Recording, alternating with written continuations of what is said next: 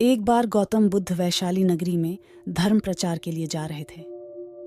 जब वे नगरी के बीचों बीच से गुजर रहे थे, तब उन्होंने देखा कि कुछ सैनिक एक लड़की का पीछा करे रहे हैं। तभी वह डरी हुई लड़की एक कुएं के पास जाकर खड़ी रह गई और वह हाँफ रही थी और प्यासी भी थी।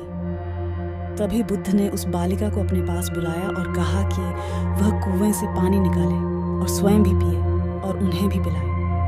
इतनी देर में वह सैनिक भी वहां पहुंच गए। बुद्ध ने उन्हें हाथ के संकेत से रुकने के लिए कहा।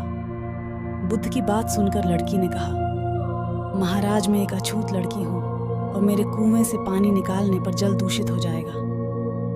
तभी बुद्ध ने उससे फिर कहा, बालिका, बहुत जोर की प्यास लगी है, पहले तुम पानी पिलाओ। तभी कुछ देर बाद वैशाली नगरी के राजा भी आ गए। फिर उन्होंने बुद्ध को नमन किया। बाद में सोने के बर्तन में केवढ़ और गुलाब का सुगंधित पानी पीने के लिए दिया, पर गौतम बुद्ध ने उसे पीने से मना कर दिया। बुद्ध ने एक बार फिर बालिका से अपनी बात दोहराई। इस बार बालिका ने साहस के साथ कुएं से पानी निकाला और स्वयं भी पिया और गौतम बुद्ध को भी दिया। और पानी पीने के बाद बुद्ध ने बालिका से उसके भय का कारण पूछा।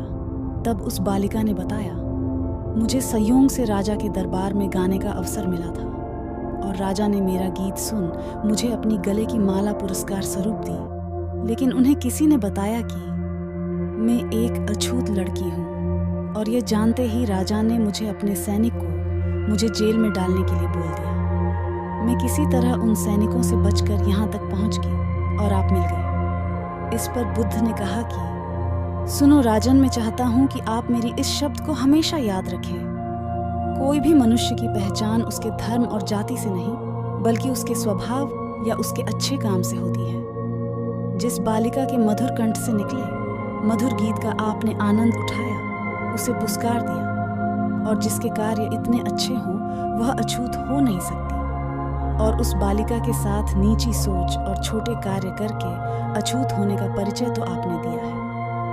इसीलिए मेरे नजरों में यह बालिका नहीं बल्कि आप अछूत हैं। तभी राजा बुद्ध के सामने शर्मिंदा होने के अलावा और कर भी क्या सकते हैं।